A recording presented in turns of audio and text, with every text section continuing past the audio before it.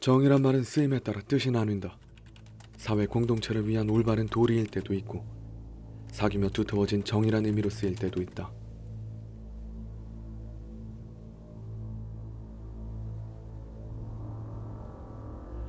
일제가 1910년 대한제국 강점 직후 가장 먼저 한 일이 무엇이었을까? 한반도 토지를 점유하고 식민지 재정을 확보하기 위해 벌인 토지조사 사업이었다. 국유지는 물론 사유지까지 강제로 빼앗아 총독부에 편입시켰다.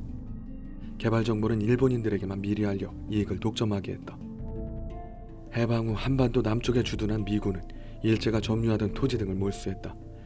당시 귀속된 재산은 남한 총재산의 약 80%에 이르는 엄청난 양이었다.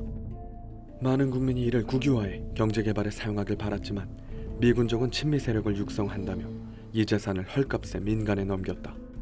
이를 귀속재산 불화라고 하는데 선정 과정이 공정하지 않아 부의 재분배가 제대로 이루어지지 못했다. 일제시대하고 미군정의 관련자들, 관리나 상공업, 자산가청, 정권과 이렇게 밀착되어 있는 사람, 이런 사람들이 이제 불화받았다 이렇게 볼 수 있겠죠.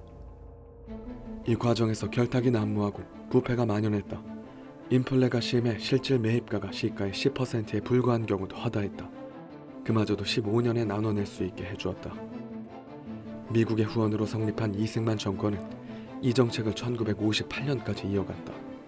이 시기 불화 총액은 당시 돈으로 약 44억 3,700만 원, 부동산 등이 21억 7,600만 원, 기업체가 22억 4,500만 원이었다. 지금도 영향력이 큰 재벌의 모태가 이때 불화받은 기업인 경우가 많다.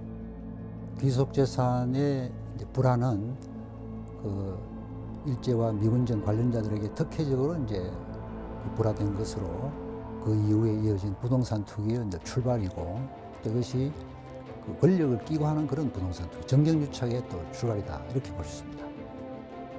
60, 70년대는 고도성장기로 매년 30만 가까운 인구가 서울로 유입됐다.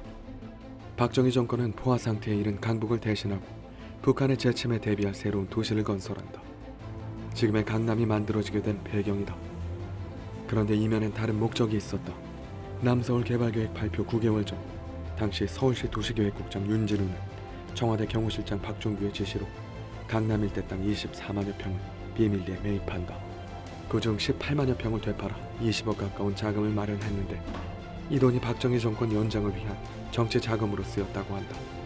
투기를 막아야 할 자들이 직접 투기판에 뛰어든 것이다.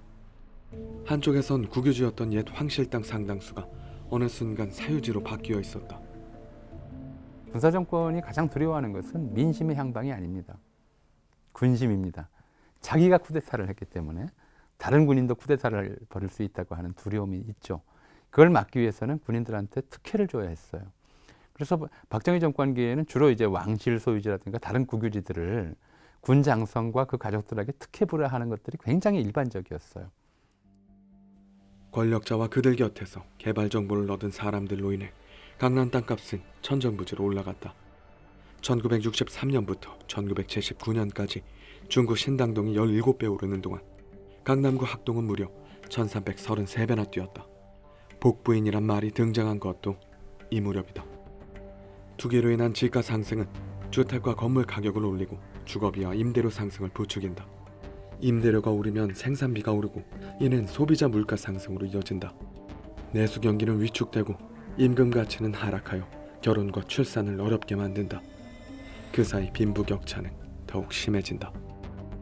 임대나 경작을 위한 토지 이용권은 부정되고 지주의 소유권만이 절대적 가치였던 지난 100년. 그 안엔 공익을 위해 써야 할 권한을 사적으로 유용한 자들이 있었다.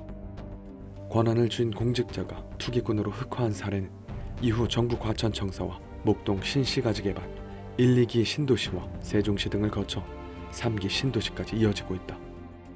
개인의 일탈의 문제라면 처벌 강화하고 이 부당이익을 환수하면 강화하면 되겠지만, 이 구조적인 그런 것이고 반복될 수 있는 그런 여지가 있다면 제도를 개선해야 되는 것이죠. 보상가격을 높게 받을 수 있다는 그 기대 때문에 가능한데 그 기대 자체를 이제 없애버리는 그런 제도 개선을 통해서 이걸 막는 것이 또 하나의 방법이다. 저는 이제 권력과 돈으로 할 수 없는 일이 많은 사회, 이것이 선진 민주사회다 이렇게 생각합니다. 여기에 하나 더 생각해봐야 할 것이 있다. 그들에게 분노하는 우리는 어떤 정의를 상정하고 있는가? 이번이 처음이 아니에요.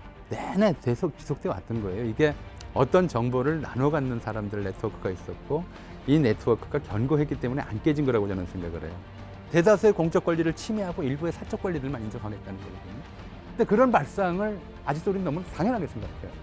나도 갖고 싶은데 왜 너만 갖느냐라고 하는 그런 시기심, 질투심이지 공적 재원을 투입해서 얻어지는 부분들을 사유하는 것 자체가 불이하다라고 하는 근본적인 불이성에 대해서 우리가 분노하고 있는 것은 아직 아닌 것 같다. 사익을 위한 정의가 공익을 위한 정의를 무너뜨려온 역사는 오늘도 계속되고 있다.